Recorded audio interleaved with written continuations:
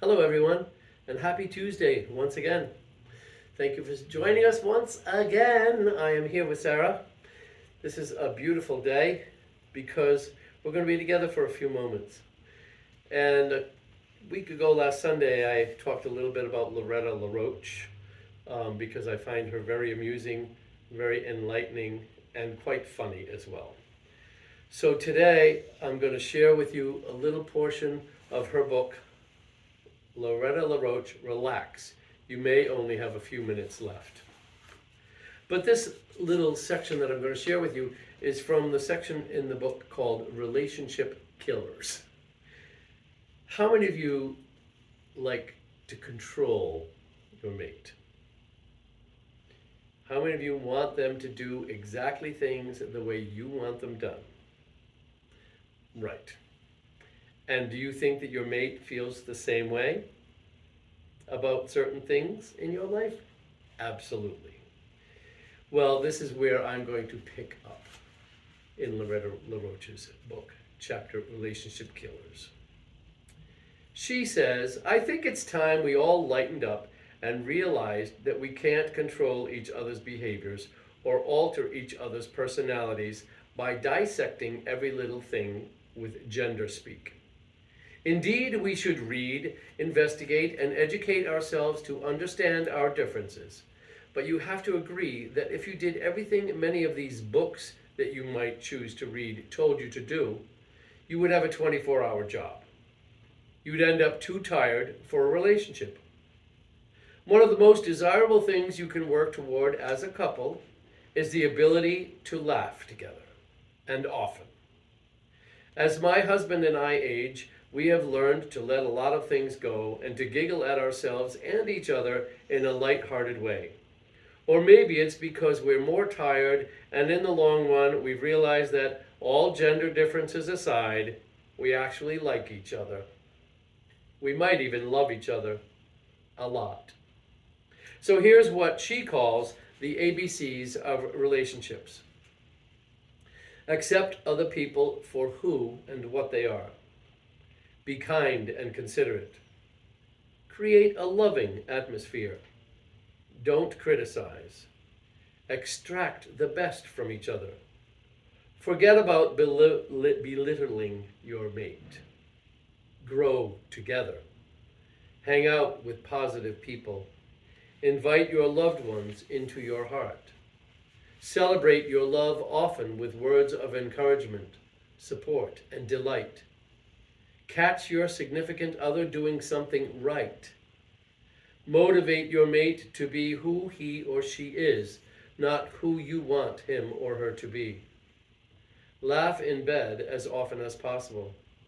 This may not be hot, but it will sure help you not to get too serious about your sexual relationships either, and it will keep you from needing to assign blame when things are in a lull. Who's in charge? Another area that's affecting our relationships is trying to be in control of everything. Now, there are a few things in life that we can control, but as time goes on, I'm finding less and less that I really can. One of the big wake-up calls that made me realize this was going through the change of life. And you know something? Now, this is not Lorretta LaRoche speaking anymore. This is me speaking. Men and women both go through a change of life, sometimes a few different ones as we grow older. And one of the things that become a challenge in our relationships is realizing that we are seemingly not the same person that we got together with when we first got together, because things happen as we change. Our bodies change. Sometimes our outlook on things change. Sometimes how we perceive things change because we've learned with age to react differently. We learn from each other how to react differently. We get each other's positive points. Sometimes we even get some of each other's negative points. But through it all, if we can truly grow together, if we can truly be aware of what the other is going through and accept what they're going through and really work together towards making the relationship continually new and fresh, it can be a beautiful thing. Now, I've known people that have been married for 65 years, whom people had said 65 years before, well, that'll never work. And it's worked, and it worked until the day that they died. But then again, I've seen people who give up very easily on relationships and on marriages because they don't want to have to work at it.